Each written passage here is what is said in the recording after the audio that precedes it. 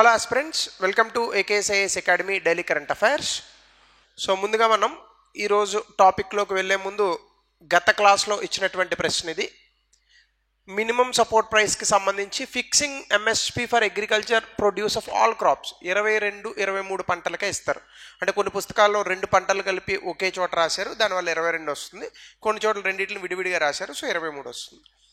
రెండు ఫస్ట్ తీసేస్తే మీకు ఆన్సర్ వచ్చేస్తుంది. That's the beauty of question. కాకపోతే మిగతా స్టేట్మెంట్స్ చూస్తే free electricity supply to farmers అన్ని చోట్ల అవ్వదు కదా, అది పబ్లిక్ ఇన్వెస్ట్మెంట్ అని కూడా పూర్తి స్థాయిలో మనం అనలేము.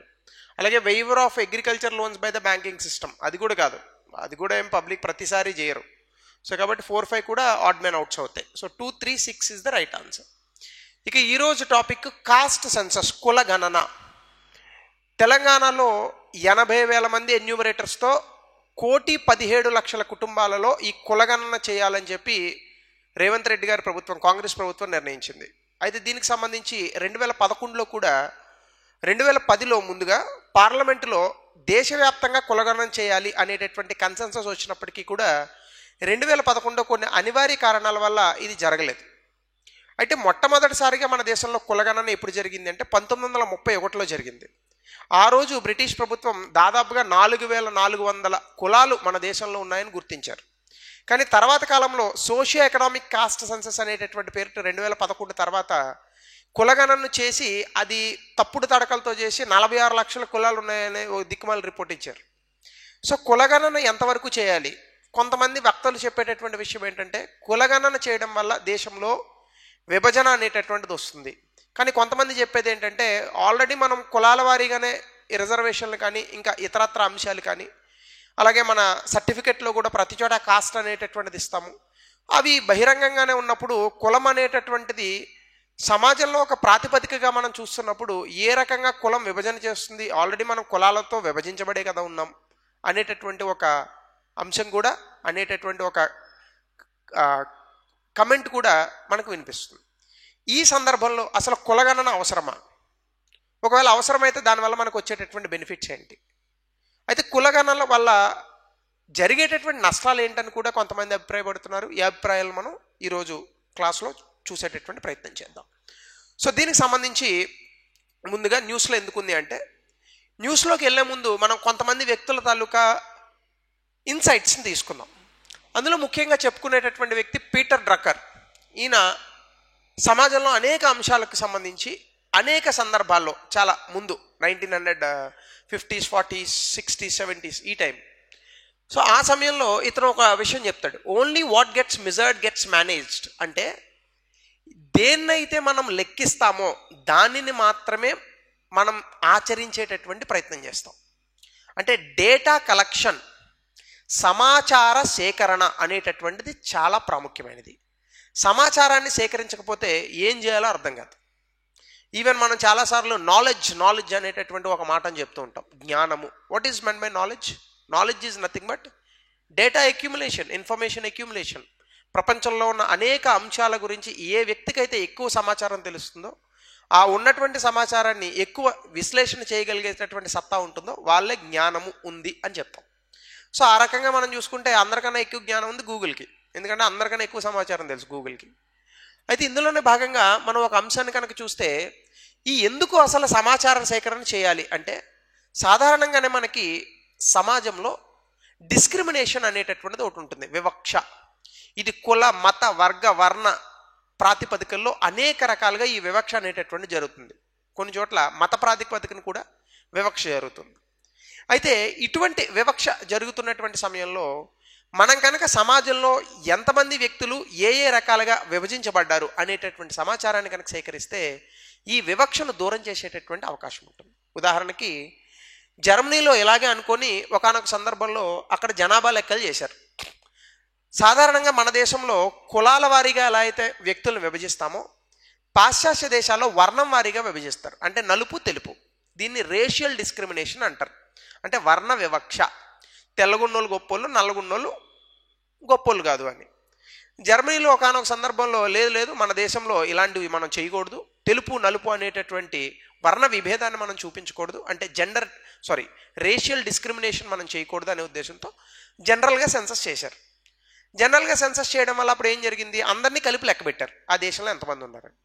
వెంటనే ఎంతమంది నల్లజాతీయులు ఉన్నారు, వాళ్ళు ఎటువంటి కష్టాలు ఎదుర్కొంటున్నారు అనే సమాచారం జర్మనీ ప్రభుత్వానికి లేకుండా పోయింది.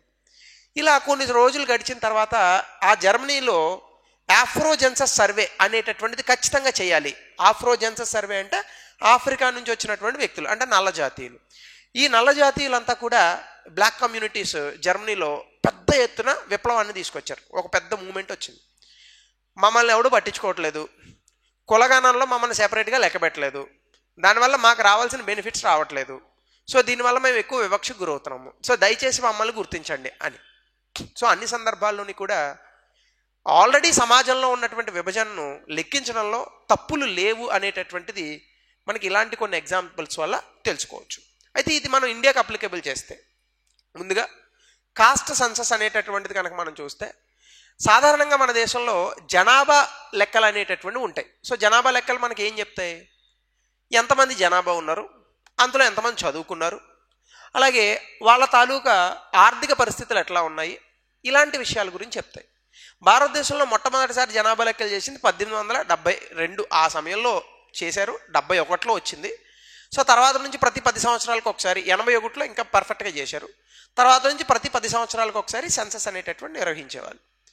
ఫస్ట్ సింక్రనస్ సెన్సస్ 1881లో వచ్చింది. 72లో ఫస్ట్ సెన్సస్ అనేది కండక్ట్ చేశారు, కానీ సింక్రనైజ్ చేయలేదు. అంటే ఏదో తప్పులు తడకగా కొన్ని చోట్ల మాత్రమే లెక్క పెట్టారు. అలా కాకుండా దేశవ్యాప్తంగా సమగ్రంగా నిర్వహించినటువంటి పాపులేషన్ సెన్సస్ జనాభా లెక్కలు 1881. ఆ సమయంలో డబ్ల్యూసి ప్లోడన్ అనేటటువంటి వ్యక్తి, ఈయన బ్రిటిష్ అధికారి, ఆ రోజు సెన్సస్ కమిషనర్ ఆఫ్ ఇండియాగా ఉన్నాడు. ఈయన ఆధ్వర్యంలో మొట్టమొదటిసారి సెన్సస్ అనేటటువంటి నిర్వహించారు. తర్వాత ప్రతి 10 సంవత్సరాలకి చేశారు. Officer of register general and census commissioner of India, ministry of home affairs కింద ఉంటుంది. స్వతంత్రం వచ్చిన తర్వాత ఈ పర్టికులర్ ఆఫీస్ ఏదైతే ఉందో ఈ ఆఫీస్ కిందనే మనము సెన్సస్ అనేటటువంటి నిర్వహిస్తున్నాం. ఈ మధ్య కోవిడ్ సందర్భంగా 2021లో నిర్వహించలేదు, మీ అందరికీ తెలిసిందే. అయితే మనం ఇందులోనే భాగంగా చూస్తే మనకున్న లీగల్ అండ్ కాన్స్టిట్యూషనల్ బేసిస్ ఏంటి, జనాభా లెక్కలు అనేటటువంటివి మనం సేకరించాలి అనేది union list entry 69 7th schedule of the Indian constitution, భారత రాజ్యాంగంలో మనకు ఆల్రెడీ ఎంట్రీ ఉంది. సో దీని ప్రకారంగానే మనం సెన్సస్ అనేటటువంటివి స్వీకరిస్తాం. అయితే దీనికి సంబంధించి ఒక చట్టం కూడా స్వతంత్రం రాగానే 1948లో మనం ఒక చట్టాన్ని కూడా తీసుకున్నాం, సెన్సస్ యాక్ట్ 1948. అయితే బ్రిటిష్ కాలంలో వచ్చినటువంటి చాలా ప్రొవిజన్స్ ఇందులో కూడా కంటిన్యూ చేశారు. అయితే ఈ మధ్య కాలంలో జరిగినటువంటి కొన్ని ఇబ్బందుల కారణంగా, ముఖ్యంగా సోషియో ఎకనామిక్ సెన్సస్ లాంటివి దీని ప్రకారం చేయలేదు. ఆ కారణంగా ఇందులో ఉన్నటువంటి కొన్ని ఇబ్బందులు కూడా కొంత ఎన్యూమరేషన్స్కి సంబంధించి దీన్ని అమెండ్మెంట్ చేయాలనేటటువంటి ఒక నినాదం కూడా ఉంది. అయితే ఇంకొంచెం లోపలికి వెళ్తే ఇప్పుడు కులగణన అనేటటువంటిది అసలు ఏంటి అంటే, కులాల వారీగా మన దేశంలో ఉన్నటువంటి వ్యక్తుల్ని లెక్కించడం. చాలామంది ఇది మాట్లాడేటటువంటి సమయంలో ఎక్కువ మంది చెప్పేటటువంటి అంశం ఏంటంటే, ఎందుకు కులాల వారీగా వెరగొడుతున్నారు అని. ఆల్రెడీ ప్రభుత్వం అదే కదా చేస్తుంది, సమాజం అదే కదా చేస్తుంది. భారతదేశంలో అంతర్కులాలు అంటే ఇంటర్ కాస్ట్ మ్యారేజెస్ అంటాం కదా, ఎంతో తెలుసా, 5% కూడా ఉండవు inter caste marriages. So already సమాజంలో ఉన్నటువంటి కులాన్నే లెక్కిస్తే తప్పేంటి అనేది మరొక వర్గం తాలూకా వాదన. అయితే ఈ కాస్ట్ సెన్సస్ని బ్రిటిష్ 1881 నుంచి 1931 వరకు 1881 నుంచి 1931 మధ్య క్యాస్ట్ సెన్సస్ చేయడానికి చాలా ట్రై చేసింది, కొంతవరకు చేసింది. ఇండిపెండెన్స్ వచ్చిన తర్వాత 1951లో నిర్వహించినటువంటి, అంటే మొట్టమొదటిసారి స్వాతంత్రం వచ్చిన తర్వాత 1951లోనే జనాభా లెక్కలు సేకరించారు. అందులో కాస్ట్ సెన్సస్ అనేటటువంటి వాటిని చేయలేదు, కానీ ఎస్సీ ఎస్టీలకి మాత్రం కాస్ట్ సెన్సస్ చేశారు. అంటే ఒక రకంగా ఎస్సీ ఎస్టీలో ఏ కులాలు ఉన్నాయనేది లెక్క పెట్టాం, కానీ బీసీలు జనరల్ కేటగిరీకి సంబంధించినటువంటి కులాలను మనం ఇప్పటివరకు లెక్క పెట్టలేదు. అయితే 1961లో గవర్నమెంట్ ఆఫ్ ఇండియా ఏం చెప్పిందంటే, ప్రతి రాష్ట్రాలకి సంబంధించి స్పెసిఫిక్గా, అప్పటికి ఇంకా మనకు ఓబీసీ రిజర్వేషన్స్ రాలేదు, ప్రతి రాష్ట్రాలకి సంబంధించి ఓబీసీ రిజర్వేషన్స్ అనేటటువంటివి రాక మునిపే ఓబీసీలో ఏ ఏ కాస్ట్లు వస్తాయో రాష్ట్రాలు తమ తమ పరిధిలో వాళ్ళే లెక్క పెట్టుకోవాలని చెప్పింది. అయితే తదవార్త కాలంలో మండల కమిషన్ రావడం, ఓబీసీ రిజర్వేషన్లు ఇవ్వడం, అయితే సెంట్రల్ లిస్టే ఇప్పటి వరకు రాష్ట్ర ప్రభుత్వాలు ఫాలో అవుతూ వచ్చాయి. అయితే ఇప్పుడు ఖచ్చితంగా కుల విభజన, కుల గణన అనేటటువంటి చేస్తే ఏ కులాలకు అధికంగా రిజర్వేషన్స్ అందుతోంది, ఏ కులాలకు అందట్లేదు అనేటటువంటి విషయాన్ని పసిగట్టచ్చు అనేది కూడా ప్రభుత్వం చేస్తున్నటువంటి వాదన, ముఖ్యంగా తెలంగాణలో. సో సెన్సస్ అనేది యూనియన్ సబ్జెక్ట్ అయినప్పటికీ కూడా స్టాటిస్టిక్స్ యాక్ట్ 2008 ప్రకారం రాష్ట్ర ప్రభుత్వాలు, స్థానిక ప్రభుత్వాలు వాటికి కావాల్సినటువంటి ఈ కుల గణన అనేటటువంటి చేయొచ్చు అని కూడా కేంద్ర ప్రభుత్వం ప్రస్తావించింది. దాన్ని ఆధారంగా చేసుకునే 2015లో కర్ణాటక, 2023లో బీహార్ కుల గణనకు సంబంధించి జనాభా లెక్కల్ని సేకరించాయి. అయితే అసలు ఎందుకు చేయాలి ఇది? ఇందులో సామాజిక దృష్ట్యా మీరు కనుక సామాజిక కోణాన్ని చూస్తే భారత సామాజిక నిర్మాణంలో అంటే ఇండియా సోషల్ స్ట్రక్చర్లో కులం అనేటటువంటిది చాలా సెంట్రల్ పాయింట్. అంటే people who are educated in Indian society they may not like this word called caste and they may not like the social division on the basis of caste. డెఫినెట్గా సమాజంలో ఒక రకమైనటువంటి గోడలే, అడ్డుగోడలే కులం అనేటటువంటిది. కానీ సమాజంలో ఈ కులం అనేటటువంటిది పైకి చెప్పకపోయినా ప్రతి వ్యక్తి తనను తాను కులంతోనే గుర్తించుకుంటాడు. ఉదాహరణకి నువ్వెవరు అని అడిగామనుకోండి, ఫస్ట్ మనం వెంటనే ఏమంటామంటే మన పేరు చెప్తాం, నా పేరు భరత్. సెకండ్, నువ్వెవరు, ఇంకో ప్రశ్న వేసాం, నేను హిందువుని. థర్డ్, నువ్వెవరు, నేను తెలుగువాడిని, లేదా తెలంగాణ వాడిని, లేదా ఆంధ్ర వాడిని, లేదా కర్ణాటక వాడిని. తర్వాత నువ్వెవరు, ఇంకా దీనికన్నా ముందే ఇంకొన్ని కూడా వస్తాయి, భాష ఇవన్నీ వస్తాయి. తర్వాత నువ్వు ఏ కులము, నాది పలానా కులము. చివరిలో అన్ని ప్రశ్నలు అయిపోయాకే నువ్వెవరని అడిగితే అప్పుడు భారతీయుడు అని వస్తుంది మనకి. అంటే మన నేషనాలిటీ అనేది జనరల్గా మనం చివరిలో రాస్తాం. మీరు అందుకే చూడండి, ఎప్పుడైనా మీరు ఏదైనా అప్లికేషన్స్ ఫిల్ చేశారనుకోండి, ఫస్ట్ కాస్ట్ ఇవన్నీ అడిగిన తర్వాత చివరిలో ఉంటుంది నేషనాలిటీ అని. సో అప్లికేషన్స్లోనే అలా ఫాలో అవుతూ ఉంటే సమాజంలో జనాలు ఫాలో అవ్వరా? ఆబ్వియస్గా అవుతారు. సో కాబట్టి భారతదేశంలో మనము జాతికి ఇచ్చేటటువంటి గౌరవం కన్నా కులానికి ఇచ్చేటటువంటి మర్యాద చాలా ఎక్కువ. ఇది తప్ప ఒప్ప అని చెప్పడానికి నాకు బహుశా I'm not the jury and judge of this. అది తప్ప ఒప్ప సమాజం నిర్ణయించుకోవాలి, మనం కాదు. బట్ కులం అనేటటువంటిది అదేమీ దూరంగా ఉండదు. భారతదేశంలో ఎవరు అధికారంలోకి రావాలి, ఎవరు అధికారంలో ఉండాలి, ఇది కూడా కులమే నిర్ణయిస్తుంది. అందుకే అగ్రకులాలే ఎక్కువగా అధికారాన్ని సంపాదిస్తూ ఉంటాయి. సో కాబట్టి భారతదేశంలో కులం అనేటటువంటిది సోషల్ స్ట్రక్చర్, సామాజిక నిర్మాణంలో ముఖ్యమైనటువంటి భాగం అయిపోయింది. అందుకే భారతదేశంలో 2011-12 అంటే 21వ శతాబ్దంలో ఇంత ఇంటర్నెట్ ఎరా వచ్చినా కూడా ఇంటర్కాస్ట్ మ్యారేజెస్ 5% కూడా లేవు మొత్తం జరిగే పెళ్ళిళ్ళలో.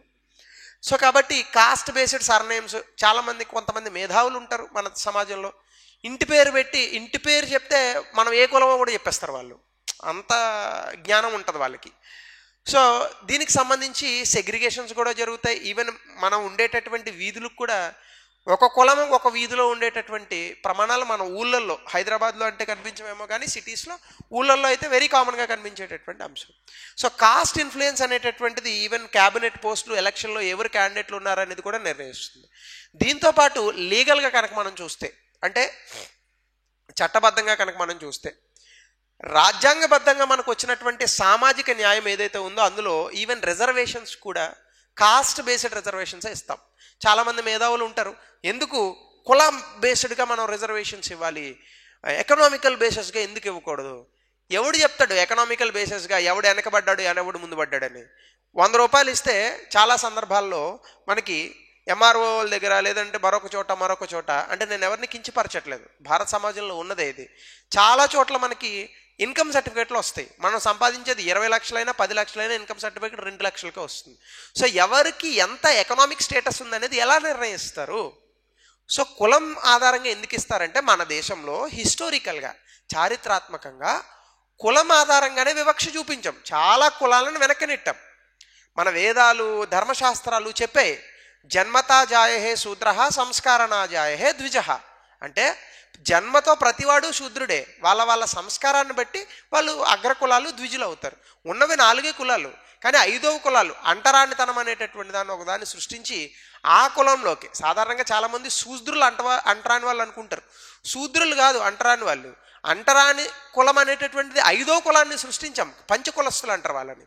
ఈ కులం దాన్ని సృష్టించి ఎప్పుడో లేటర్ వేదిక్ పీరియడ్లోనే ఎప్పుడో వస్తుంది అది.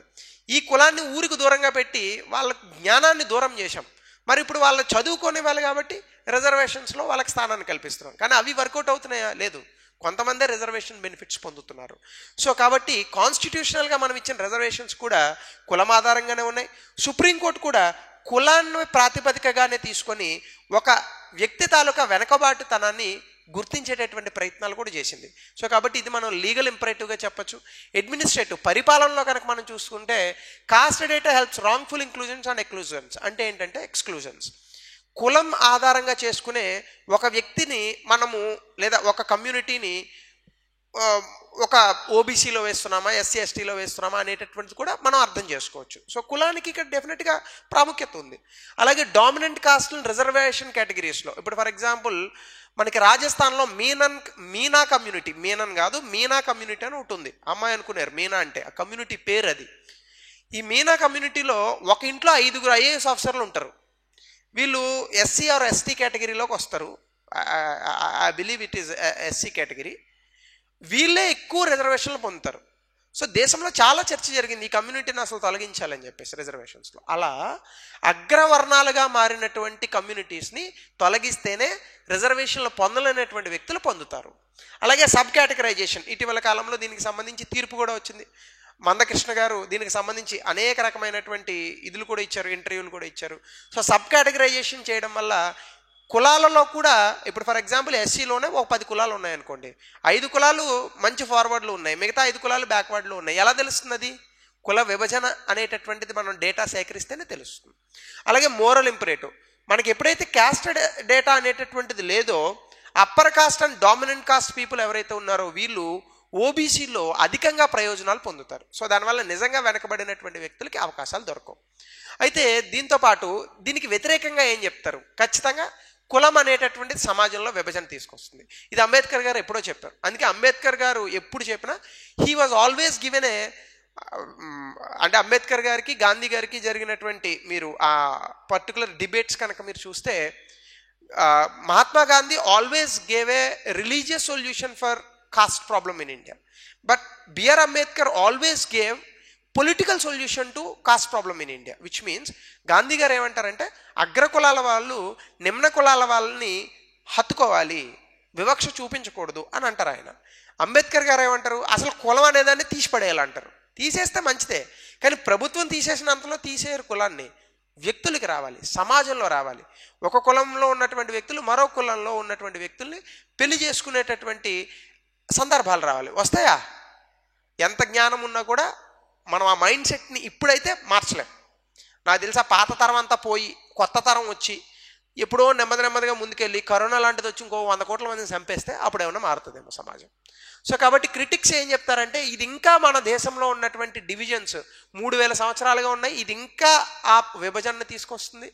ఎస్సీ ఎస్టీ సెన్సస్ అనేటటువంటివి 1951 నుంచి మనకున్నాయి. ఇప్పటి వరకు కూడా అలాంటి కన్ఫ్లిక్ట్స్ ఏం రాలేదు, కానీ బట్ వచ్చేటటువంటి అవకాశం ఉంటుంది. అలాగే ఎగ్జిస్టింగ్ సెన్సస్ కేటగిరైజ్, ఇప్పుడు ఉన్నటువంటి జనాభా లెక్కలు ఎంతమంది మతస్థులు, ఏ భాష మాట్లాడతారు, ఏ వర్గము అనేటటువంటి దాన్ని విభజన చేస్తాయి. సో ఇందులో మనం కాస్ట్ను కూడా కలిపామనుకోండి ఇంకా విభజన అనేటటువంటిది పెరుగుతుంది. కాబట్టి ఖచ్చితంగా కులం అనేటటువంటి దాన్ని ప్రభుత్వం వదిలిపెట్టినా సమాజం వదిలిపెట్టదు. సో కాబట్టి కులం అనేటటువంటి దాన్ని దూరం చేయలేం. ఎందుకంటే భారతదేశంలో కులం అనేది మనం తెచ్చుకున్న విభజన కాదు, అది ఒక్కొక్క వ్యక్తి తాలూకా వృత్తి కారణంగా వచ్చిన విభజన. సో దాన్ని మార్చడం చాలా కష్టం సమాజంలో. సో ఈ రకంగా మనం అర్థం చేసుకోవచ్చు. అయితే అడ్మినిస్ట్రేటివ్ నైట్ పేర్, కొంతమంది ఏమంటారంటే అసలు ఈ డేటా తీసుకొస్తే దీన్ని మేనేజ్ చేయలేము, కానీ కుల డేటాను కనుక మనం తీసుకోవాలని అనుకుంటే అదేం పెద్ద కష్టమైన విషయం కాదు. ఖచ్చితంగా కులం అనేటటువంటి దాన్ని మనం లెక్క పెట్టచ్చు. ఇప్పటికే ప్రభుత్వము 1200 ఎస్సీలు, 690 అంటే 700 వేసుకోండి, 700 ఎస్టీ ట్రైబ్లు ఉన్నాయని చెప్పింది. మనకున్నటువంటి లెక్కల ప్రకారం 4000కు పైగా కులాలు ఉన్నాయని కూడా చెప్పారు. 1931 లెక్కల ప్రకారం దాదాపుగా 4400 కులాలు ఉన్నాయి. ఇంకా పెరుగుండొచ్చు, తగ్గుండొచ్చు. సో కాబట్టి పరిపాలనలో ఇదేదో పెద్ద నైట్ మేరు అని కొంతమంది అంటున్నప్పటికీ కూడా సాధ్యమేన అనేవాళ్ళు కూడా ఉన్నారు. అయితే కొన్ని ఉన్నాయి ఏంటంటే డీటెయిల్ కాస్ట్ సెన్సస్ కనుక మనకు వస్తే ఖచ్చితంగా దీని కారణంగా రిజర్వేషన్స్లో చాలా మార్పులు వచ్చేటటువంటి అవకాశం ఉంది. దీనివల్ల ఏమవుతుంది? రిజర్వేషన్స్ వల్ల ఈ కాస్ట్ బెనిఫిట్స్, ఈ కాస్ట్ సెన్సస్ లేకపోవడం వల్ల బెనిఫిట్ అయ్యే కమ్యూనిటీలు ఏవైతే ఉన్నాయో వాళ్ళు వ్యతిరేకిస్తారు. దీనివల్ల పాజిటివ్గా అయ్యే కమ్యూనిటీస్ ఎవరైతే ఉన్నారో వాళ్ళు దీన్ని స్వాగతిస్తారు. సో ఈ రకమైనటువంటి ఇబ్బంది కూడా ఉంటుంది. అయితే మనం ఇచ్చేటటువంటి డేటా అంటే ఇప్పుడు కలెక్ట్ చేసేటటువంటి కుల గణన అనేటటువంటిది కరెక్ట్గా చేయాలి. కరెక్ట్గా చేయకపోతే ఏమవుతుందంటే వేగ్ డేటా వస్తే అది బెనిఫిట్స్ గవర్నమెంట్స్కి ఇస్తుంది. ఎందుకంటే ప్రభుత్వం ఆ డేటాను వాడి కుల విభజనతో ఓట్లు పొందేటటువంటి ప్రయత్నం చేస్తుంది. కాబట్టి డేటా పర్ఫెక్ట్గా చేయాలి. ఈ రకమైనటువంటి అంశాలు ఉన్నాయి. సో దీంతో మనకి గతంలో ఏ ప్రశ్న రాలేదు, నేనే ఒక క్వశ్చన్ రాశాను. దీనికి సమాధానాన్ని కమెంట్ సెక్షన్లో పెట్టండి. అలాగే భారతదేశంలో కులగణన నిర్వహించడం యొక్క ప్రాముఖ్యత మరియు సవాళ్ళను చర్చించండి. ఇది కూడా రాలేదు, but it may come in the examination. So ఇది 200 పదాల్లో రాయండి. ఇది కులగణన, one of the burning topics in the media. మరో కొత్త టాపిక్తో will meet in the next session.